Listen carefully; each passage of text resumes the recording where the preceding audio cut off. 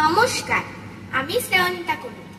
আমি আজকের এই শারদীয় দুর্গোৎসব উপলক্ষে আবৃত্তি করে শোনাবো কবিগুরু রবীন্দ্রনাথ ঠাকুরের লিখিত কবিতা পূজার সাজ। আশ্বিনের মাঝামাঝি উঠল বাজনা বাজে, পিঠু দুই ভাই ছোটাছুটি করে, তাই আনন্দে দুহাত তুলে নাচে। পিতা বসেছিল দ্বারে, দুজনে শুধালো তাই, কি পোশাক আনিয়াছো কিনে?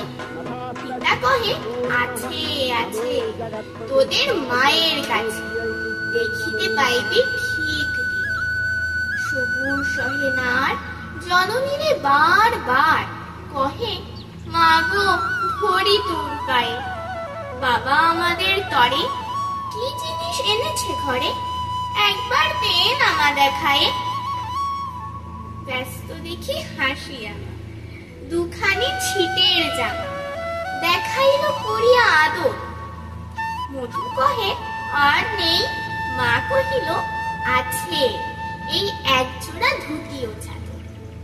রাগিয়া আগুন ছেলে কাপড় ধুলাই ফেলে, কাঁদিয়া কহিল চাহি না মা, রায় বাবুদের পুপি পেয়েছে জুড়ির টুপি, ফুল কাটা সাটিনের জামা। মা কহিল মধু ছি ছি, কেন কাঁদো মিছামিছি? গরিব যে তোমাদের বাপ, এবার হয়নি ধান, কত গেছে লোকসান, পেয়েছেন কত দুঃখ তাপ।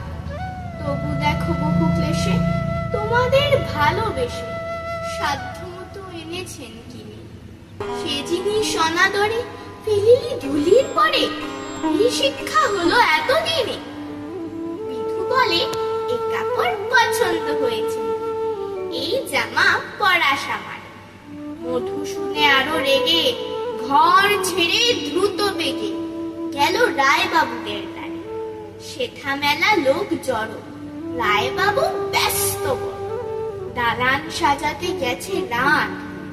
মধু যবে এক কোণে দাঁড়াইল ম্লান মনে, চোখে তার পড়িল হঠাৎ। কাছে ডাকি স্নেহ ভরে, কহেন করুণ স্বরে, তারে দুই বাহুতে বাঁধিয়া। কি রে মধু, হয়েছে কি? তোরে যে স্বপ্ন দেখি। শুনি মধু উঠিল কাঁদিয়া, কহিল আমার তরে বাবা আনিয়াছে ঘরে শুধু এক ছিটের কাপড়। শুনি রায় মহাশয় হাসিয়া মধুরে কয়, সেজন্য ভাবনা কি বা তোর?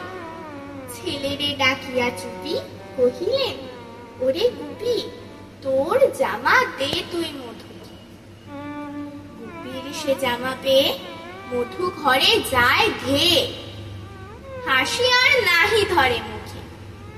বুক ফুলাইয়া চলে, সবারে ডাকিয়া বলে, দেখো কাকা দেখো চেয়ে মামা, ওই আমাদের বিধু ছিট পড়িয়াছে শুধু, মোর গায়ে সাটিনের জামা। মা শুনি কহে নাসি, লাজে অস্ত্র জলে ভাসে, কপালে করিয়া করা ঘাট। ওই দুঃখী হই দিন কাহারও রাখি নারী, তুমি আমাদেরই ছেলে, ভিক্ষালয়ে অবহেলে অহংকার করো ধেয়ে ধেয়ে। ছিঁড়া ধুতি আপনার ঢের বেশি দাম তার, ভিক্ষা করা সাটিনের চেয়ে আয় বিধু আয় বুঝি, চুমো খাই চাঁদ মুখে, তোর সাজ সবচেয়ে ভালো। দরিদ্র ছেলের দেহে দরিদ্র বাপের স্নেহে ছিটের জামাটি